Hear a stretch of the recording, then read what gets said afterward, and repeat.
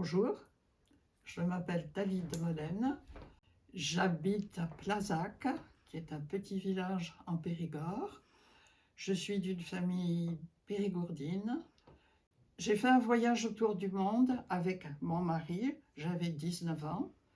Et en rentrant, j'ai, pour mon plaisir, écrit un livre sur ce que j'avais vu, ce que j'avais vécu, les gens que j'avais rencontrés. Ça a été pris chez Hachette tout de suite. Et j'ai eu la chance de pouvoir tout de suite gagner ma vie par l'écriture. Voilà. Elle ne m'a jamais engraissée, mais elle m'a donné une vie que j'ai aimée. Et je souhaitais trouver la collaboration d'une maison d'édition de province. C'est ainsi que j'ai rencontré les éditions Fanlac en la personne de Fafou et de Bernard. Souvent, il me disait, mais qu'est-ce qui t'attache beaucoup au Périgord? Et je répondais invariablement, ce qui est vrai aussi. Et bien, en départ, c'est d'abord les femmes. J'ai fait un recueil de nouvelles, L'inlassable course des rivières vers la mer. C'est une phrase tirée de la première nouvelle qui s'adressait à Madeleine, qui avait été femme de chambre et dame de compagnie de ma grand-mère paternelle, Alexandrine de Molène, et qui a eu un grand rôle dans ma vie, le plus grand rôle, puisqu'en somme, c'est elle qui m'a appris à vivre. Il y a des femmes aussi différentes que Madeleine. J'ai mis Germaine Grangier, qui est notre grande héroïne de la résistance. Elle est peut-être une des personnes que j'ai le plus admirées sur Terre. Voilà.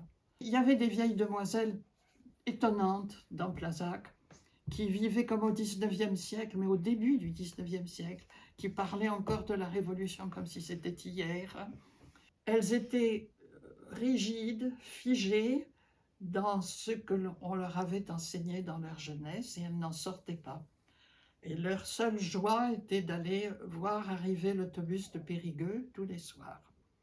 Et il y avait des gens qui descendaient, d'autres qui montaient, et c'était le monde. Et un jour, le banc sur lequel elles étaient assises s'est cassé. Et elles sont tombées les jambes en l'air. Et c'était la honte, on avait vu leurs culottes. Et dès lors, elles n'ont plus jamais osé aller regarder l'autobus. Voilà, je voulais montrer ce que l'éducation peut faire aux femmes. J'ai trouvé une édition de correspondance d'une famille de fourriéristes pendant la Commune de Paris. Et il y avait là une femme qui a obtenu son brevet d'infirmière, puis a créé une ambulance et est allée jusque sur le front de Paris encerclé pour rejoindre son mari. Donc, le dévouement. Désormais, cette force allait dans le sens des cycles de la lune, des marées, des moissons, et de l'inlassable course des rivières vers la mer.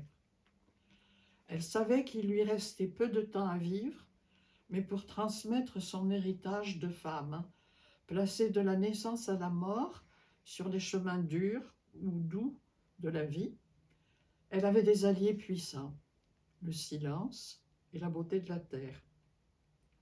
Nous marchions sur les sentiers usés jusqu'à l'os ou dans la fraîcheur des bois. Ce n'était plus de l'errance. Nous marchions sur les feuilles mortes de l'an passé. Elles m'inscrivaient dans un lieu, dans un temps que le passé débordait souvent. Leurs parents, ils étaient métayers et tellement pauvres qu'ils soufflaient la bougie quand ils mangeaient les châtaignes pour ne pas perdre les pourris. Et là, il y avait une vieille femme qui voyait tous ceux du village qui allaient mourir dans l'année, la malheureuse. Elle s'arrêtait tout à coup, éprouvant comme un trop-plein le besoin de remercier pour la brume bleutée qui est le vide, l'espace entre deux collines, pour ces trois peupliers sur lesquels l'éclairage d'un rayon de soleil semble un ordre d'aller là car on vous y attend. Remercier pour le vent qui unit, marie, brasse, comme l'océan des premiers temps du monde, et ne sépare que ce qui est trop lourd pour le suivre. Remercier pour toute cette beauté visible et aussi cachée qui est le code secret de notre terre et aussi de notre plus intime vérité.